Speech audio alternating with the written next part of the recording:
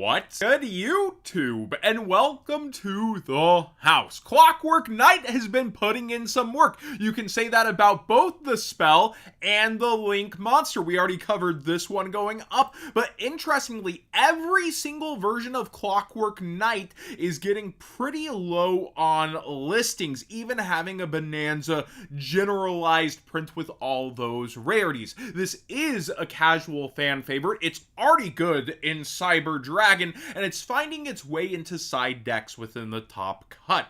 I think that the quarter century secret rare has been going up for some time and is now grabbing its meta foothold, and it's so interesting for a card with an overhyped history to be having a big payoff. I also think of cards like Zombie World whenever this comes up, and I noticed the QCR for Zombie World has only 18 listings, and while the graph is broken, it says it's down over time, it's actually slowly been rising and is now towards 1250. That's like a 20% plus rise in price, and you can see if you go a while back into March, it was selling for around $10 somewhat consistently then. So interesting that people look one direction and slowly grab another whenever they start to get ideas through something else sometimes.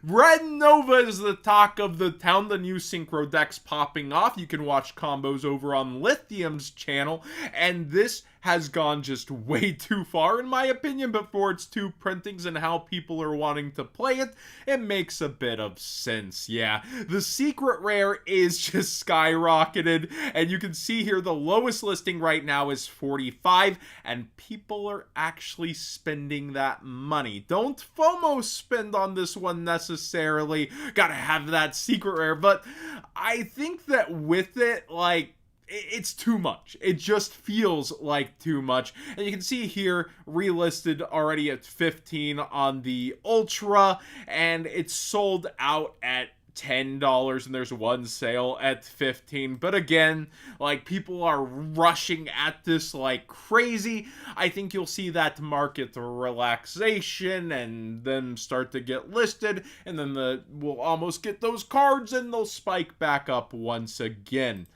Tuningware also is up for the synchro decks, and I think that's interesting. It's probably more for the Yusei themed ones, unless there's something in Edison, let me know. But the OG Ultra Pack one always sold well. While I was a vendor, people would sell it for like $250, and I think it went for $4 to $5. It was a consistent pickup, and people would have taken less, but I always like to like push up just a little. And I think there was one point where it went towards like $5 to $8 back in the day, consistently up. Well, this card is finding its way into that price range once again, with the lowest listed at $8 and then $10. And you can see here it's sold out at $5. It does have a secret rare version now out of 5. These I say now, that's, you know, a long time ago. But yeah, it is also pushing up in price just a little bit towards $5, and I think it's a good looking version of the card. We have Triple Tactics Thrust being expensive for every single version. Unfortunately, don't be fooled by this $8 and $10. It's those freaking Korean listings. So yeah, and Japanese here, but it's disappointing that TCG Player just make people cut that out. Anyways, it's like $17 for the second lowest version there. It has been confirmed in the OCG to be in the Chronicle deck, and our deck should be released at the same time, and in theory should be a port of that. It's a nice alter art, and inside this is where I was misremembering with the 5Ds deck, and this one you will have secret rares that can be upgraded as well. And then I would guess, yes, also comes upgraded to Starlight potentially for one card in the deck, giving people this $20 MSRP incentive to dive back in over and over and over.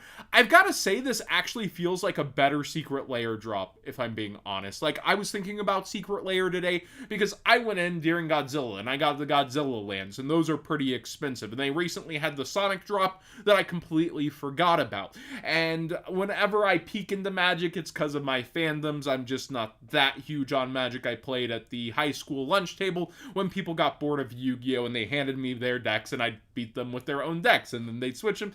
Tangents aside, this, I think, will be a port of the OCG deck. It would be really weird if it wasn't, so Thrust with its altar art will most likely come in here as a reason to be chased after, I would imagine. So do be aware, with all these prices rising up, there is a reprint on the horizon, even if it's a different art. It's in October, so that is a lot of Yu-Gi-Oh! To play until then, but if you're not playing in any pressing tournaments, which, again, long time, then you do have an alternative and a whole deck almost for the price of one Thrust just about.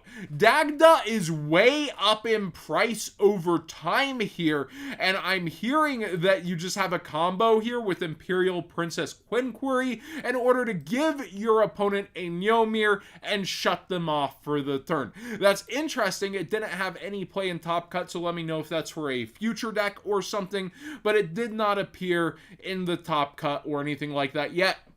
Dagda prices are really up, and I think Dagda still only has one printing, if I'm not mistaken. Yeah, it's a card that they haven't really revisited, and Mjolnir itself, too, is going up in price for at least the Mega Pack version. That's always the easiest one to disappear, because so much more are made, of course. It always blows my mind that people keep spending in to the Mega Pack version, going up as if it's more desirable when there's first ed OG. It's always so backwards to me. But yeah, again, it's because it's easier to make disappear, and then it gets a spotlight on the card even harder.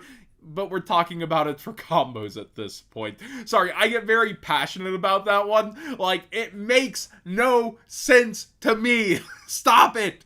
But quantities, supply, demand, the market makes its own measures. I also brought up Lancea because it was in a ton of Top Cut decks, but there's banlist fears with that. Look at this. It's gone down from $40 to just $20, and I think it's very much like Shifter, where people are like, it's gotta go sometimes. They gotta take care of it. It's gotta be rid out of here, and so it has just consistently come down in price, yet every single version holds some value, and the mid-max versions are holding decent value as well. It could also be that we're in the off season, so we're post WCQ, and people guaranteed theirs around here for the WCQ, and it's kind of trailed off from there. Yeah, I could imagine that being the case. Striker Dragon Quarter Century Secret Rare is up just a bit further, and I would assume that's for all the new Boral Rocket support stuff coming out.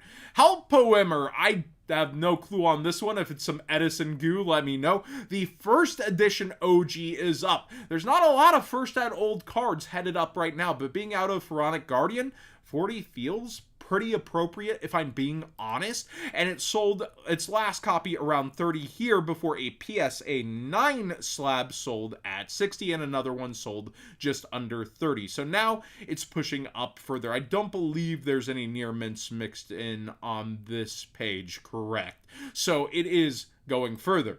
Duelist Advance has continued to be a failure. I remember we brought up this subject and people were saying, well, I'm going to bet on it versus K9 is the truth, and it is in terms of representation, but Yummy took the crown. And you still have the mix in of K9 and being able to play it, but it's not enough to lift this product. I mean, you have the crash back down in price of Holly Sue, and this just doesn't have the backing to push up right now. I remember a lot of people saying they were going to go in on this one, and I was kind of warning, like, I just don't think one card is enough, even though we've had that in the past with secret rares out of the ultra rare slot. It wasn't really feeling that good to me, so if you were a sealed investor on this one, even at a lower price, I feel a little bit bad for you. And I saw people celebrating this one. This is past the line back above $50. It's still a failed set, but they're like, yeah, I'm not losing as hard. Sealed is in a pretty bad place overall. Justice Hunters at least is over 70 on a weekday now. It's been able to stabilize. You can see how it dipped, went up, dipped, went up, like literally would sell during the weekends, I guess when people either went to tournaments and got their butts kicked or had too much time and got the itch to gamble and open packs. So this is like one of the first products that we've had in a long time where shops can actually eat a little and make a little money instead of it flopping on its face.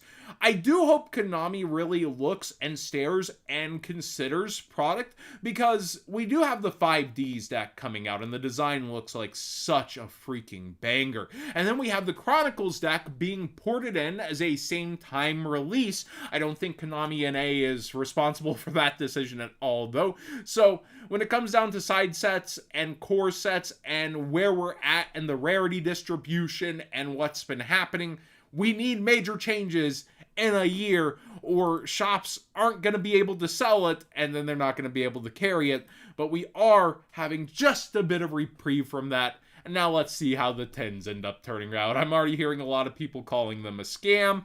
I think the set list has become very, very bloated at this point. They're an X-flagship, in my opinion. The Rarity Collection definitely has taken over, and what Konami will do with that in the Starlight era, big question mark.